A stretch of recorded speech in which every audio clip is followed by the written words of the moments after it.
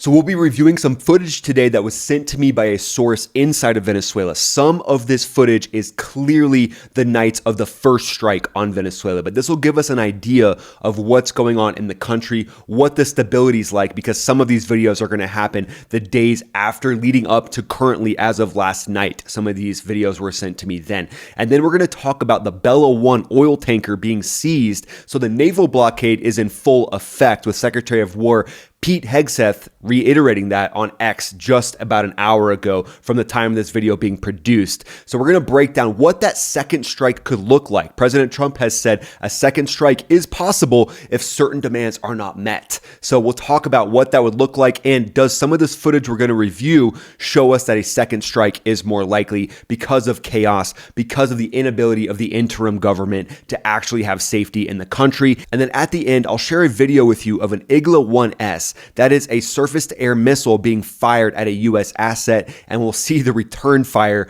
that comes from that asset. So definitely stay to the end of the video for that. So let's dive into some of these videos, and we'll walk through, and I'll try to comment as they're going. But really, I just want you to see the situation that's going down inside Venezuela. So you can see the streets are chaotic. After a leader being removed, nobody really knows who's in control. So different factions, and again, when it comes to a cartel-laden country, these different factions don't really know who their boss is, and their boss might be some of the cartels as well. So again, chaos on the streets until security can be established, and that's kind of being shown in this video right here. Who knows who that security team is? Is it local police? Shots being fired there. This was said to be the electricity being shut off in certain parts of Caracas. So that looks like that's what's going on here. That's supposedly a source where you can turn on and off the electricity through some of the utility companies. That's obviously some armed personnel there shutting down some of the electricity, maybe even turning off some of the internet. That's obviously the night of the strike. You can see, all that smoke.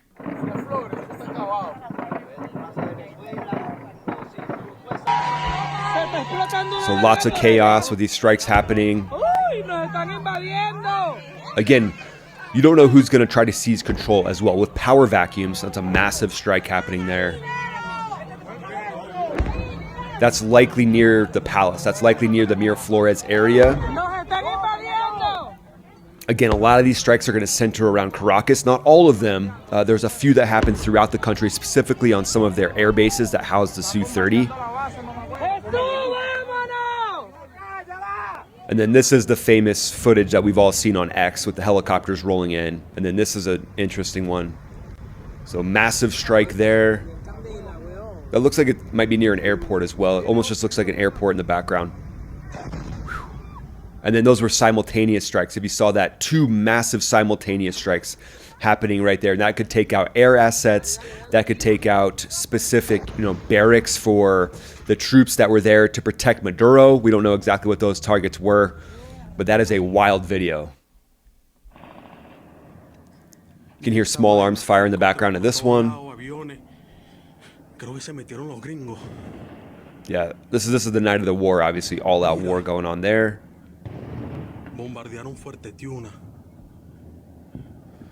View from the rooftops. So massive explosion coming in. Again, Tomahawk cruise missile or JDAM. That almost looked like a JDAM explosion to me.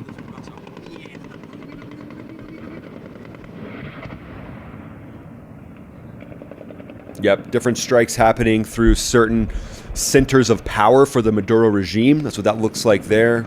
Yeah, and this is why there's going to be so much chaos, because strikes like this happening, it makes obviously everybody's whole life is shaken up in Venezuela.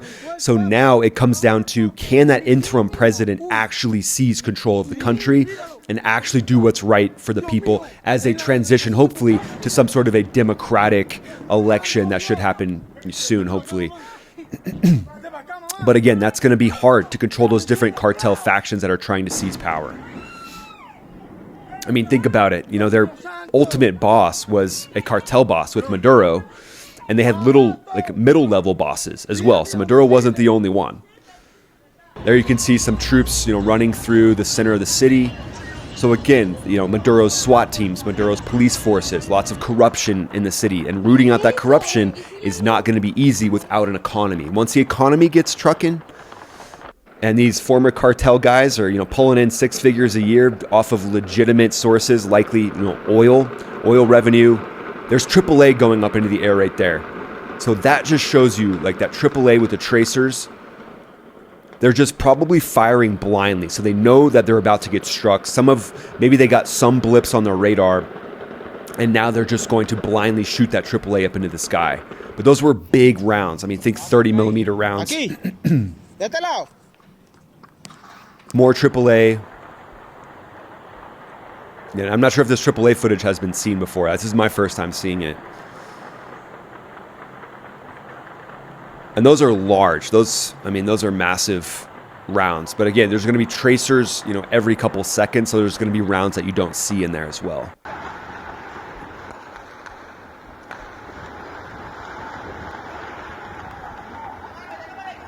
Chaos on the streets, obviously, until there can be some sort of an interim government that has power to protect everybody and be legitimate. It's going to be a process. So it just kind of shows some of the chaos going on, which is to be expected. Likely Green Berets now in the mix. That's kind of their specialty, is transition governments. So there's some small arms fire in the background of that video. But again, some of the most highly trained troops in the U.S. military, Green Berets, big brain people. They're thinking 4D chess on how to stabilize a country, how to root out the different cartel bosses. I believe this was the night after the strikes. So it looks like some police forces out trying to, stabilize the area. But who knows who they're stabilizing it for? That's kind of the big question there. Whose side are they on? Are they on the side of trying to create a legitimate government? It's pretty quick for that to happen.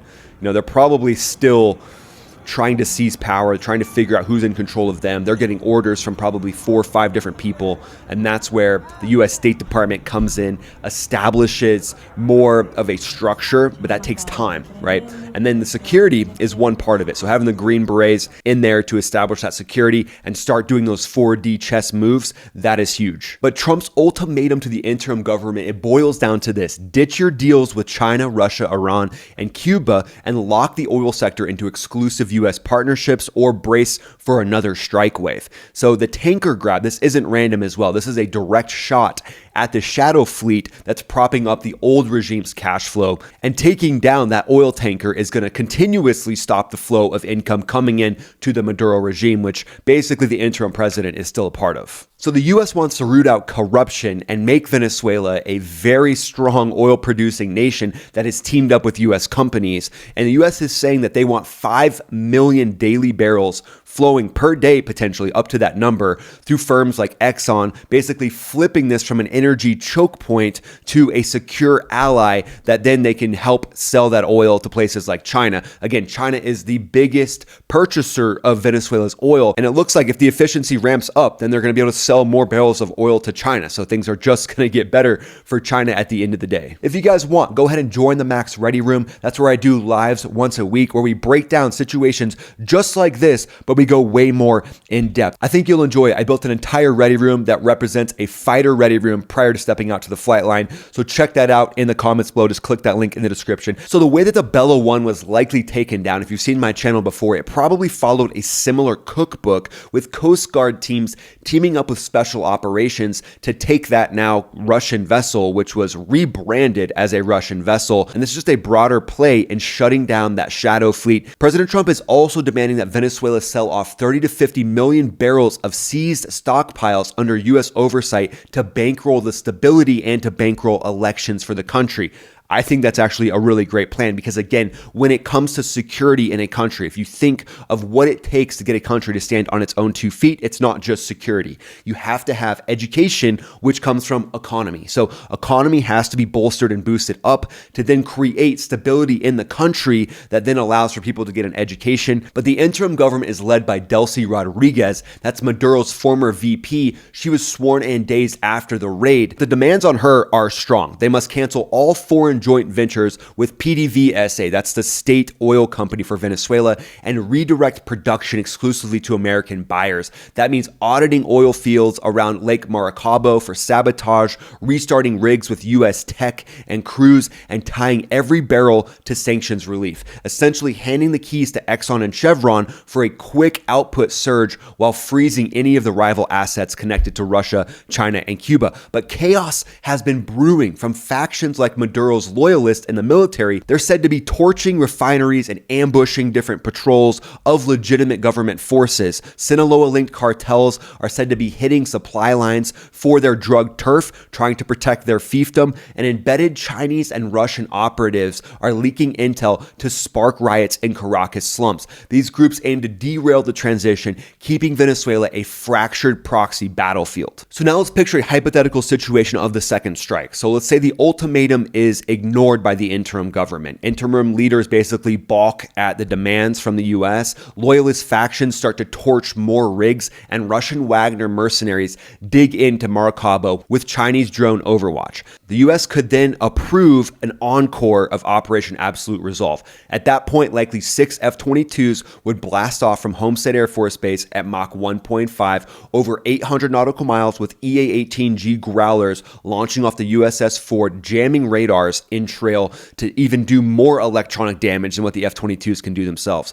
12 F-35s would be ghosting the coast of Venezuela offshore, flying around at 500 miles per hour. Then they would unleash SDBs on the different points around the country that have been secured by the Wagner Group, Chinese loyalists, and Maduro loyalists, basically striking down dozens of targets in the course of one round of SDBs flying off of those jets. And then MH-47 CV-22s would be ready to insert Delta squads again, but this time it would likely be into key infrastructure regions around the oil fields to secure the economy of Venezuela and keep the oil flowing to provide enough revenue to support the country in the interim and provide enough revenue for the elections. Because at this point, it wouldn't be focused on Maduro, likely wouldn't even be focused on the vice president. That's kind of just an afterthought. At this point, it would be about getting the economy flowing and protecting those key oil pumps. B-1s would also be on standby with JASSMs for air cover that could strike down any of the radar sites that might be trying to take down the helicopters. And again, just like before, in operations like this, it's all about the smooth entry and the quicker exit. No lingering regrets.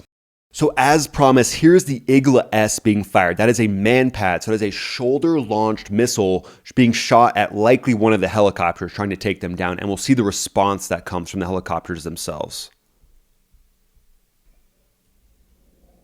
There it goes. You can see it flying out there, hit a hillside, and then we'll see the response from the helicopters roll in. You can see different targets being lit up in the background. Hear that chain gun, that minigun, potentially coming out of one of the modified MH-60s. There it goes. There's the part where right there is the return fire. Those look like rockets coming in as well. That could be from Apaches as well, firing rockets right into that area where the Igla-S came from. It's not going to be a good day for that Igla-S operator.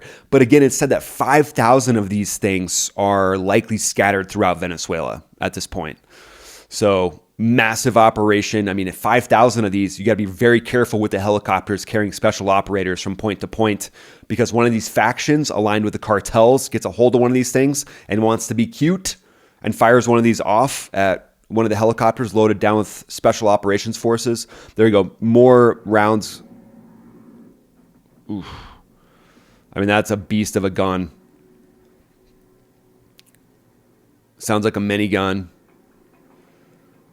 There we go. More rockets coming into that area. Basically suppressive fire of where that Igla-S is coming from. You can't mess around with that. You got to take that Igla-S down. So there you go, guys. Is the second strike on the way? We'll see what happens as this develops if the interim government actually meets the demand of the United States at this point. Does this spill over into a broader guerrilla-style war? That's the key to avoid at this point, obviously. Being surgical, going in, cutting the head off the snake is the goal. And then you wait, you step back, and you establish an economy. So likely that's what we'll see. What do you guys think happens? Do you think we'll see a round 2 of Operation Absolute Resolve? Let me know in the comments below. Would love to hear what you think. Thanks for watching, guys. We'll see you in the next video.